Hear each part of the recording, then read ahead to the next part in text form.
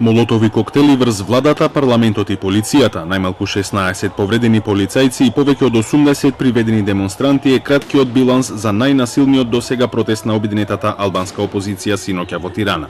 Протестот почна во 18:30, но иако имаше дозвола за 2 часа, продолжи и по полноќ.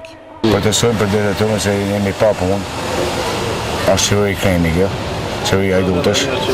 Janë njerëz korruptum, gjykatë s'ka, polici s'ka, shtetja, ne jemi rrugë madhe, kjo ngel pa shtet, pa hoxha, për Zotin e ujtë. Лидерот на Демократската партија Љулзин Баша ги повтори барањата на опозицијата за минување на криминалецот Еди Рама и формирање преодна влада која ќе спроведе фер и демократски избори. Sot na protestojmë për drejtat për liri, demokraci.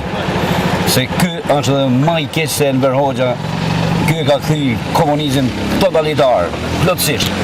Populli të pjesëmarrja shifet e madhe, ka dhe gra, ka dhe vajza, ka dhe studenta. Kjo tregon që është revolt popullore. По синокешниот голем одзив охрабрени раководствата на политичките партии кои се дел од обединетата албанска опозиција на вонредна седница одлучија следниот голем протест да го одржат утре пред владата во Тирана. Баша кој го оцени синокешниот протест како извонреден и ја обвини полицијата за насилство, најавувајќи продолжување на политичката битка се до ослободување на Тирана и цела Албанија од владата поврзана со криминалот.